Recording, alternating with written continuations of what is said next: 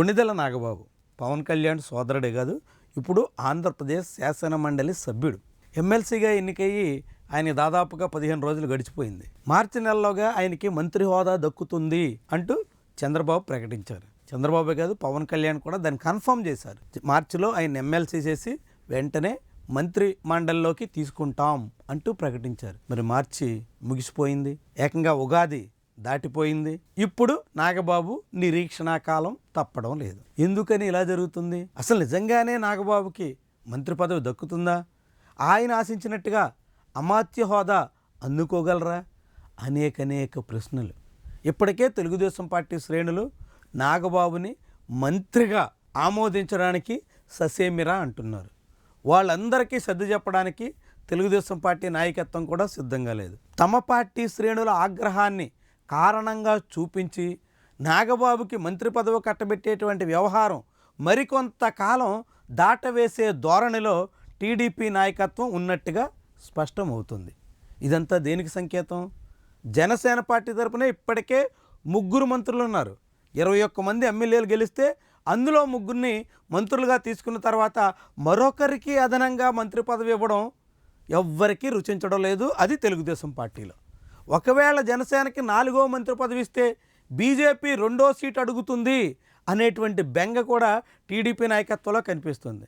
ఇప్పటికే శాసన మండలి వ్యవహారాల్లో సోము వీర్రాజుకి టీడీపీ నాయకత్వం ఏమాత్రం ఇష్టం లేకుండానే మద్దతు తెలపాల్సి వచ్చింది. సోము వీర్రాజుకి శాసన మండలిలో బెర్త్ ఖాయం చేయాల్సి వచ్చింది. ఇదంతా టీడీపీ నాయకత్వానికి ఇష్టం లేకున్నా సరే చేయాల్సినటువంటి పరిస్థితి. రేపు జనసేనకి 4వ మంత్రి పదవి గనక కట్టబెడితే ఖచ్చితంగా బీజేపీ 2వ సీటు అడుగుతుంది. అదే అడిగితే అప్పుడు సోము వీర్రాజు రేసులోకి వస్తారు. ఆయన కూడా మంత్రిమండలిలోకి వస్తే ఇక చంద్రబాబుకి చాలా పెద్ద చిక్కుగా మారతారు. కాబట్టి అలాంటి పరిస్థితి రాకుండా ముందు నాగబాబుకే బ్రేక్లు వేసేస్తే సోము వీర్రాజుకి ఛాన్స్ ఉండదు అని టీడీపీ నాయకత్వం భావిస్తోంది. దానికి తగ్గట్టుగా నాగబాబుని వెయిటింగ్ లిస్టులోనే ఉంచాలి అని ఆశిస్తుంది.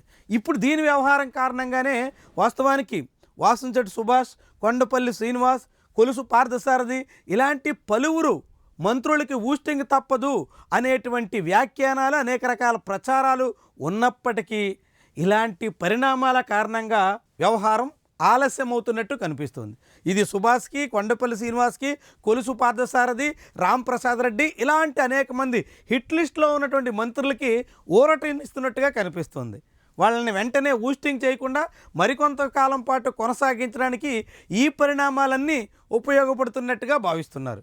ఒకవేళ నిజంగానే కొంతమంది మంత్రుల్ని తప్పించాల్సి వస్తే ఆ ప్లేస్లో నాగబాబుని తీసుకోవాల్సి వస్తుంది. కాబట్టి నాగబాబుకి సీట్ ఇస్తే సోము వీర్రాజు కూడా క్యూలోకి వచ్చేస్తారు. కాబట్టి వాళ్ళెవరికీ అవకాశం ఉండకుండా ఇష్టం లేకున్నా సరే వీళ్ళనే కొనసాగించాలి అనేటువంటి నిర్ణయంతో చంద్రబాబు అండుకో ఉన్నారు అనేటువంటి అభిప్రాయం కూడా వినిపిస్తుంది.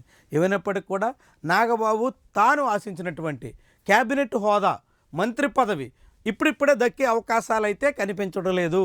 అది ఇంకా ఎంతకాలం పడుతుంది, ఎప్పటికీ చంద్రబాబు లైన్ క్లియర్ చేస్తారు అన్నవి చాలా ఆసక్తికరమైనటువంటి అంశాలు. చంద్రబాబు అయితే మాత్రం ఇప్పటికిప్పుడైతే నాగబాబుకి వెంటనే క్యాబినెట్లో అవకాశం ఇవ్వకూడదు అన్నటువంటి అంచనాతో ఉన్నట్టుగా చాలా క్లియర్గా కనిపిస్తుంది. నిజంగానే ప్రభుత్వానికి మంత్రి పదవుల్లో మార్పులు చేర్పులు చేయాలనుకుంటే ఉగాది ముహూర్తం ఉంటుంది అని చాలామంది ఊహించారు.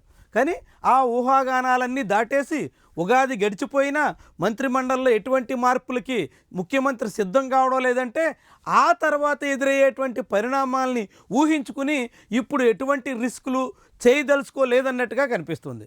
ఇదే నిజమైతే నాగబాబు మాత్రం తన బెర్త్ కోసం, తనకు చెప్పినటువంటి బెర్త్ కోసం, అది చంద్రబాబు హామీ ఇచ్చారు, పవన్ కళ్యాణ్ కూడా చెప్పుకొచ్చారు. అలాంటి హామీ ఇచ్చేసినటువంటి బెర్త్ కన్ఫర్మ్ చేసుకోవడానికి ఇంకొంతకాలం పాటు నిరీక్షించక తప్పని పరిస్థితి ఆంధ్రప్రదేశ్లో ఉంది.